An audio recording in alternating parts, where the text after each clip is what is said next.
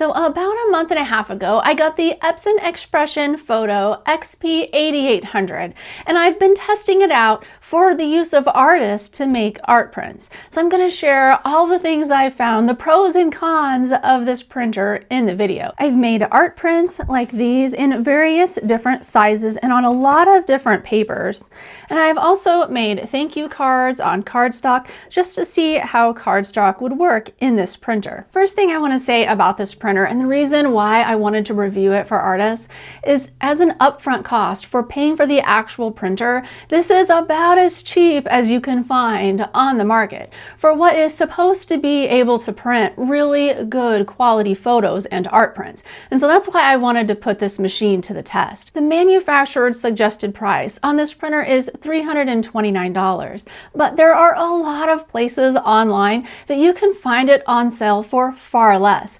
I purchased mine for only $247. And so as an upfront cost, this is a really good deal. That said, as you can imagine, because of how inexpensive this printer is compared to all the other printers out there for making art prints, there are some limitations of this machine. And first and foremost, it's the size that you can print. You can only print 8.5 inches wide in this machine. Now, if you're loading sheets manually, technically you can print as long as you want, but there is a front feeder, which I'm going to show you all about here in a minute. But in that feeder, really you can print like 8.5 by 11 or anything smaller, or an A4 size. But ultimately, these are about as large as you can print in this printer. And I see this as a big limitation if you're an artist who wants to carry a lot of different sizes of your art prints, especially larger sizes. But if you're just trying to get into doing art fairs and selling your work in person, or even selling online, you just want to be able to make a limited number of sizes, the most common size that I personally sell in my art booth is an 8 by 10 size print printed on an 8.5 by 11 size sheet of paper. So actually for me in my business, this printer would be able to print 90% of the prints that I'm selling most often. So I think you have to look at your business and decide what sizes you really need and whether this printer is a good fit for that purpose. When it comes to setup, in my opinion, the XP-8800 is about as easy as it can get.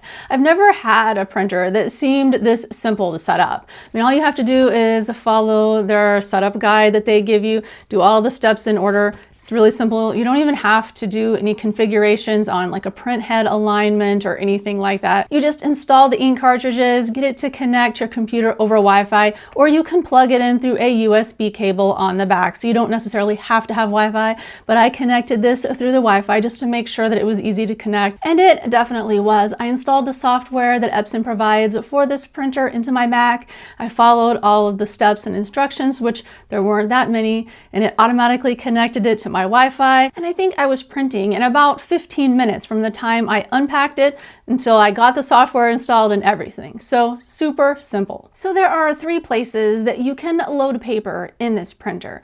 There is the rear top feeder here. Now you can only load 1 sheet at a time in here, up to 8.5 inches wide. And this is one of the downsides I see of this printer, 1 sheet at a time. This is for thicker paper, but it takes a lot of effort. I wish they had a pull-out tray on here like most printers have on the top that you could stack pages in and then allow them to feed, but it doesn't have that. Instead of that, what you do is you load paper into these 2 front cartridges. So you pull this out, and then 8.5 by 11 or A4 size sheets can go in here. And up here is your littler sheets, so you can do like 5 by 7 and smaller. After experimenting with loading paper in all the different places, what I found is that you can load 190 GSM cardstock in that front cassette, and it's a good place to load it. You can load 10 sheets or so at a time without them jamming up. So if you're wanting to print things on cardstock, like postcards or thank you cards, anything like that, you can load a little stack of this at a time in those front cassette feeders. So you don't have to load it 1 sheet at a time in that rear feeder, because that'd be super annoying. I mean, who would want to print postcards out that way? You wouldn't. So you can use this, but you have to watch out for printing too thick of media in those front cassettes. And that's why they give you the rear feeder, because if you're going to print something, let's say over 200 GSM in that range, you really probably want to try to use that rear single sheet feeder. And so this is also a limitation for some artists, because if all you are wanting to do is print on fine art papers, then I don't know if this machine is going to be the best answer for that because you'll have to be feeding them in one sheet at a time in that rear feeder. And that will be a lot of work and slow going for you as an artist if you're trying to make, let's say, 100 prints that way. I also tried making prints with the Epson Photo Paper Glossy as well as the Premium Presentation Paper Matte. And I loaded both of these into this front cassette. And in all of my testing, these papers worked really well in this printer. They didn't ever get paper sheet feed jams or anything like that. And I was stacking around 20 to 25 sheets at a time in the sheet feeder. And the XP-8800 prints really fast when it comes to photos. I loved this feature of the machine. It seemed like it printed photos faster actually than it printed black and white text, because whenever I was printing the really nice high resolution images of my artwork, the 8x10s, those would get printed much faster than these 5x7 thank you cards, which don't have much on them except for the black and white text. So if you're printing a lot of text, maybe this machine is a little slow, but for photos, it's optimized really well to have a good amount of output for the amount of time you're waiting on getting the prints. When it comes to the color and resolution and print quality, this printer is amazing. I mean, these are beautiful. You can see how the colors are just really bright and vibrant. And these are the prints I made using the matte ICC profiles with the Epson Premium Presentation Paper Matte. And when comparing prints from this XP-8800 to my much more expensive pigment ink printer, the Epson SureColor P900, on the matte papers you can hardly tell the difference between which printer it was printed on from the quality, but on the glossy papers, this printer actually wins out. I thought the prints looked better. They were a little bit more vibrant and the blacks were a little bit darker. And I've made a couple of other videos. I'm going to link them down in the description because they go into much more depth in comparing the prints on this printer to the P900, as well as the EcoTank ET8550, which is another popular printer for artists to get to make art prints. All of that said, it's important to note that this printer is a dye ink printer. And why you need to know this, and you should understand the difference between dye ink and pigment ink, is just traditionally, pigment ink is most likely going to last longer in your art prints when they're hanging framed on a person's wall without fading than the dye ink prints will. Still, according to Epson, the ink that this printer uses to make art prints could last up to 200 years. It just kind of depends on how they are framed and displayed, whether they're in an album, stored in a dark closet, or whether they're on a wall that's getting hit with a lot of sun. But from my personal experience, I've had dye ink prints fade a whole lot quicker than pigment ink prints. So you should just know that it is a risk that you could potentially be making artwork that will fade over time. But I think it's safe to say that these prints will probably last at least decades. I wish I could offer more precise guidance and third-party testing results for you in this video about the longevity of the ink, but it's just not out there. Epson claims that it will last a long time, but they don't provide the Wilhelm's research third-party testing results that they have on a lot of their other printers. And so I'm hoping at some point they will release this data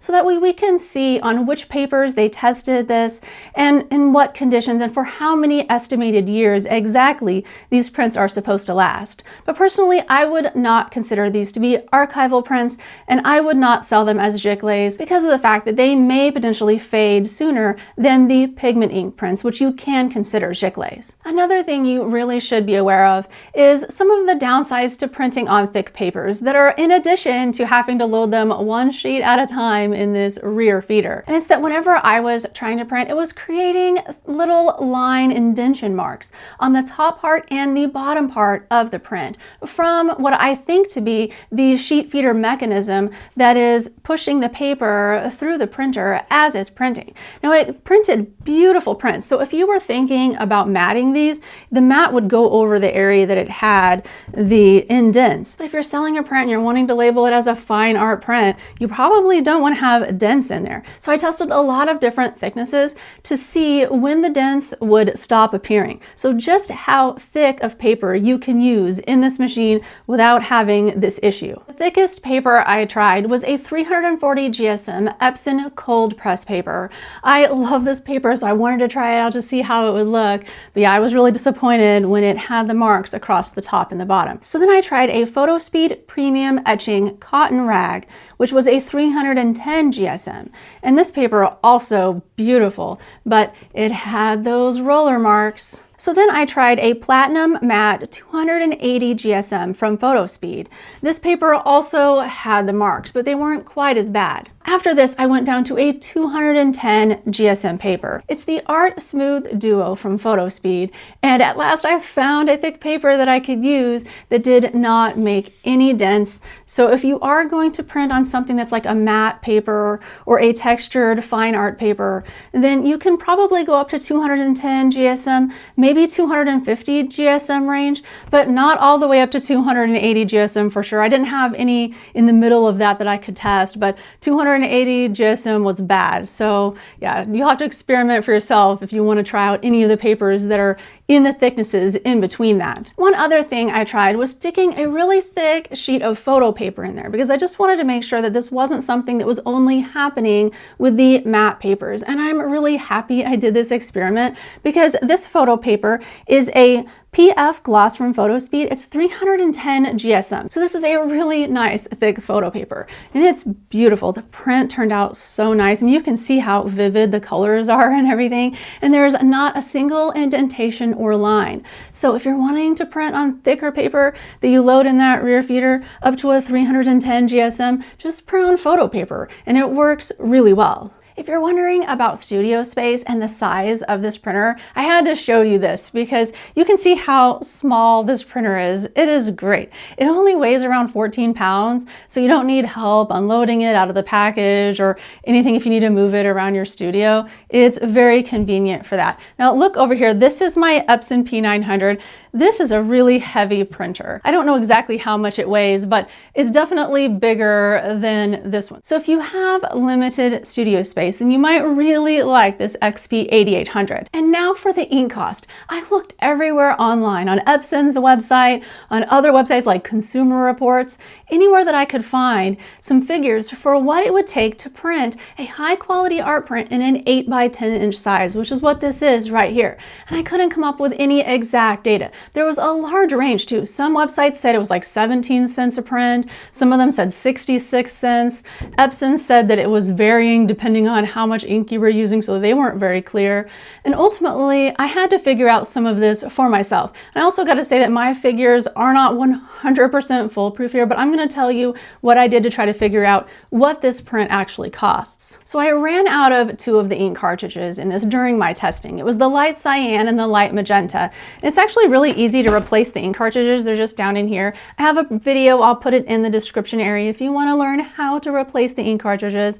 But really, you just swap them out. It's very simple. But after I replaced those cartridges, I kept track of all of the prints I made until I ran the cartridges out again. And I was able to make 40 prints that were 8 by 10 inch size. So then I did a little math, and at minimum, my art prints were costing me 70 cents a piece. But that's only for the ink that was in those 2 cartridges. I was also using ink in the other 4 cartridges that are in this printer because it comes with 6 total ink cartridges. I used about half of the yellow that I had to print them also. So depending on what you figure that in, and some of the black and maybe some of the magenta and the cyan. So all of that said, I think an 8 by 10 size print of my artwork in this machine costs somewhere between 70 cents and $1. So this is something to know going in for sure, because this is a high ink cost, especially when you're thinking about comparing this to the ink cost on the ET8550, the Eco tank that they have. That ink cost is so much less. This ink cost is somewhere in the range of what it would cost to print on my pigment printer. While on the topic of comparing the XP-8800 to the Eco tank ET8550, I do want to say that I like this printer better than the ET8550 because this one doesn't have much of a smell. If you watched my review of the ET8550, I had a whole little section in there about how I thought it smelled bad. Now, some people don't agree with that. Some people had that Eco tank printer and thought that it smelled just fine. But I'm super sensitive to smells, and so if you are like me and you're sensitive to things like that, you are going to like this printer, because after printing 40 of these in a row back to back in my studio, I smelled just the ever so slight hint of ink.